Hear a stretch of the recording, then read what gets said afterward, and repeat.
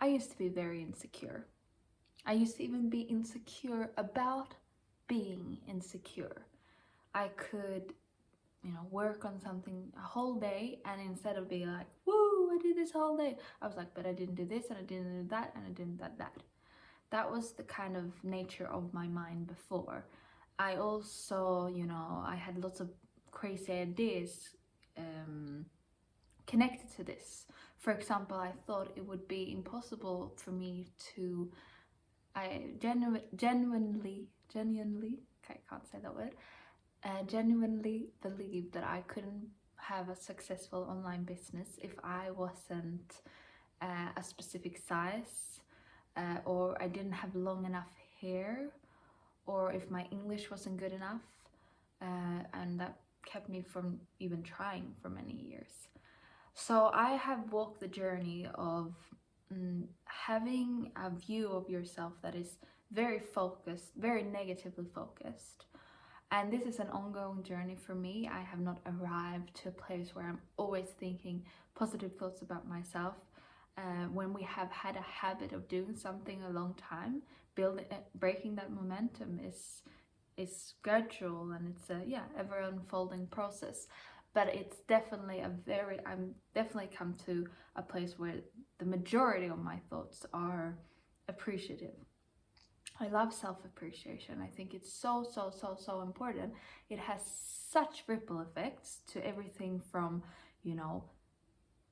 confidence, obviously, but also things we might not understand.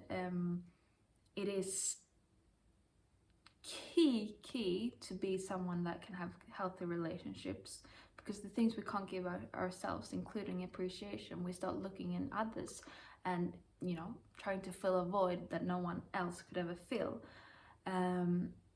We become conditional in our sense of power. I feel there is this connection between power and our level of personal power and our level of self-appreciation. It also creates such safety for the nervous system. It's been very important in my journey of regulating my nervous system to have my inner world be kind and positive. And it's given me agency, when I'm not believing anymore the thoughts like, oh, I have to be this and I have to do that and I'm not that yet, I'm not that yet. I'm feeling okay, I'm seeing more possibility, I'm seeing more what I can do instead of what I can't do, and that makes me more active and more moving forwards towards the life I want. It has also been key for me to be able to show up authentically, which makes more sense too, that when you have a belief that you can't be how you, or that there are a lot of things wrong with you, it's difficult to show up as you too. But when you start focusing on all that is right with you, it is also easier to feel more relaxed showing up as you. So there are many layers to this, to self-love, to self-appreciation, and I'm going to go into all of these layers, both the big and deep aspect of this, and also the more practical, the more everyday, the thoughts that we've had are also just habits that we need to break. So both their journeys. So we start at the deepest. So I'm gonna go through 5 ways that, or 5 ways how we can become more self-appreciative. I think that's correct. Just gonna have a little water break with my nice water. Okay.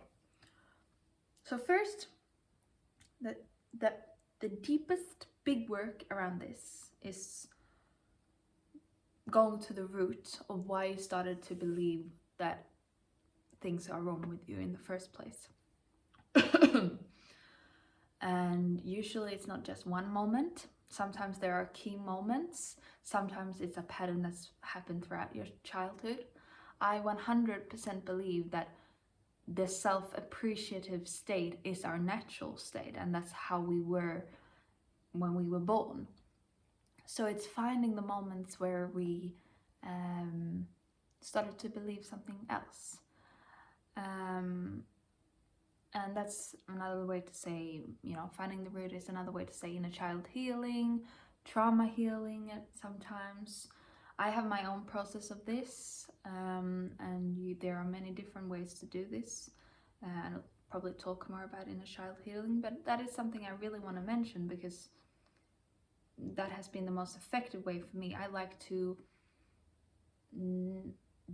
like as little work as the most potent work in less time, more potent, less time. That's what I like, and that's why that's why I've continued to come back to inner child healing and really focus on learning that skill, because I noticed in my life that it was super duper effective. And there is still this aspect of breaking habits and doing it on your day-to-day experience, actively choosing to put your thoughts in another frequency, put other glasses on. But that's so much more easier when you've actually gone to the root and gone to the place that feels appreciated the less, and make that part feel appreciated. So that's the first deep work that makes the biggest difference. But it's also working, maybe you're not in a place where you can do that right now, or you want to do that. And then there's also the aspect of feelings. So that's the second way to feel more appreciation, and that's coming into closer connection with your heart and with your emotional body, with your feelings.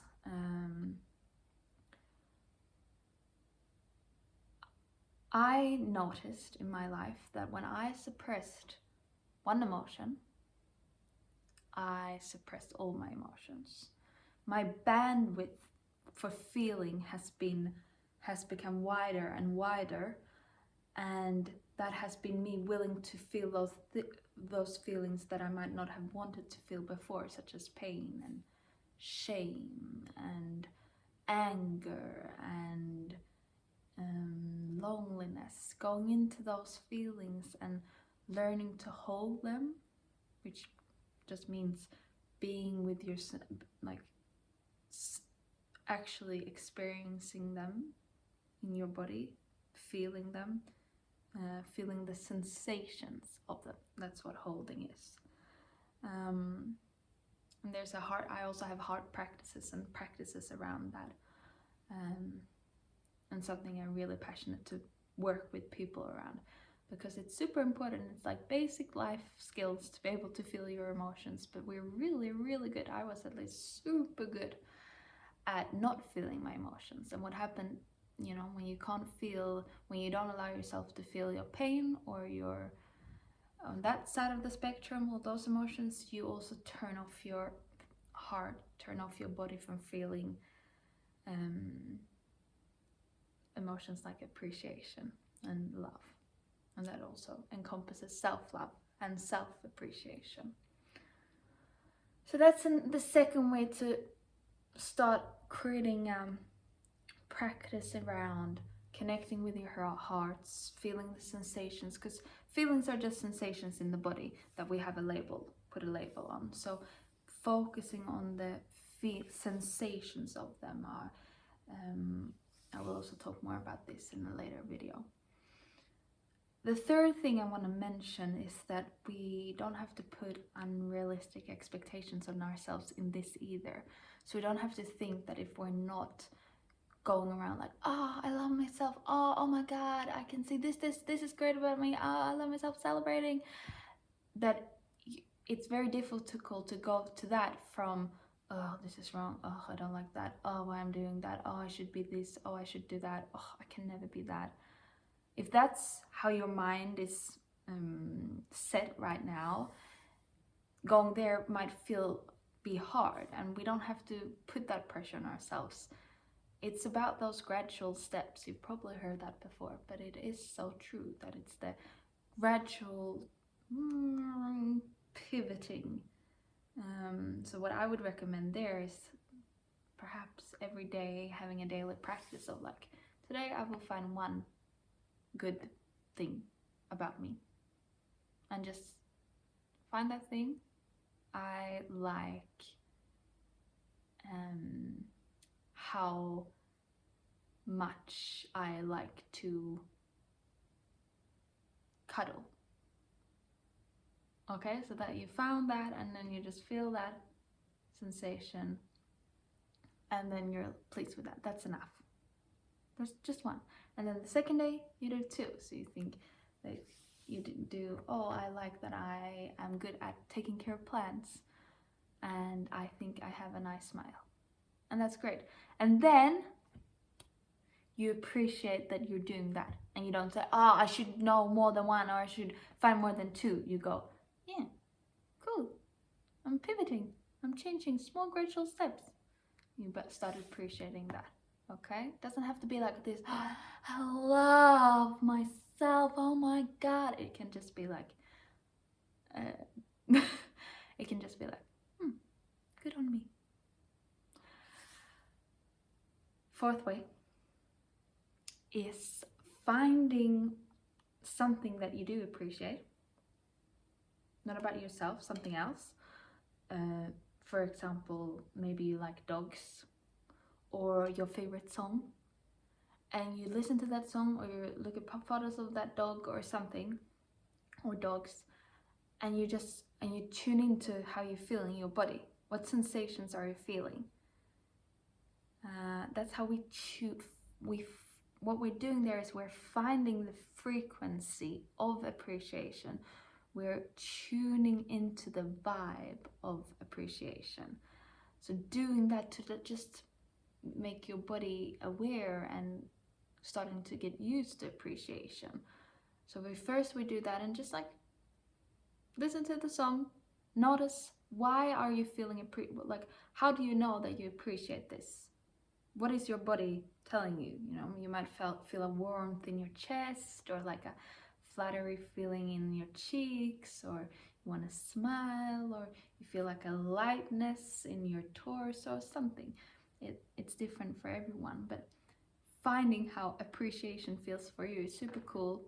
It sounds so simple, but when we start doing that, we start making our mind used to it, and that's what we want. Because like I said, it has these root causes, but it's also on a practical level just a thought habit, just a habit of seeing the world. And we can change habits, like we can change habits in our actions. We can also change habits of our inner world, of our mind. So you can find the frequency through something else, and then if you want to, you can, as you're doing that would be powerful, find that one thing you like about yourself, or two things, or third day, three things. So listen to something you like first put yourself in something where you feel appreciation. And it doesn't have to be major appreciation, just a little bit, something that, I like that. And things that, oh, I like that about me too. Hope you're following what I mean. And then the final thing, and maybe this was fifth way, I would recommend doing all of these things for the most potent change. And this is more like something that just is always relevant to anything we want to do, is that if we want to change something, we got to focus on it. And that could be focusing with our minds. It doesn't always have to be like we have to take a lot of action around it, but it has to be in our awareness. It has to be in something we come back to. So having a clear intention of praying to the universe, telling the universe, okay, I want to learn to appreciate myself, authentically appreciate myself. I want to learn how to love myself, or whatever wording feels good for you. With that, when you focus and when you have a clear intention to do so, you're also going to notice that there's going to be help. You're going to get support in this. And remind yourself of this attention too, maybe when you wake up. So, okay. I'm intending to. You don't have to do anything more. Just that the intention is super powerful.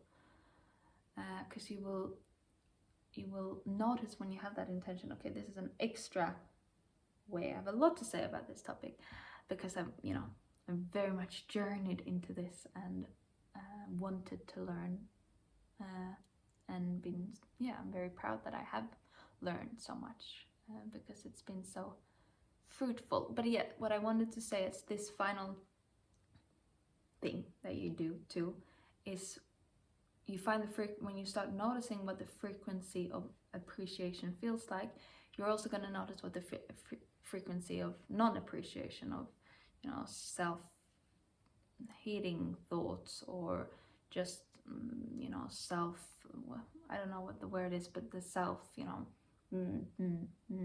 those kinds of thoughts, complaining about yourself, finding the wrong things. You're going to start noticing when you do that through the intention, through being connected more and more to your body, through having the intention to try to find the good things. So you're going to start noticing the contrast more. That's not going to be something you're just going to do habitually. You're going to be like, oh wait, now I'm thinking those thoughts about, and then you always have the power to go, do I want to think these thoughts? And maybe, try to move your mind to something else, do something else, break that spiral. So yeah, that was a lot of information. I hope it's helpful, and I'll probably dive into these specific ways deeper, but this was more an overall thing, overarching, what I've found helped me really in this very, very important journey of self-appreciation and self-love. Mwah!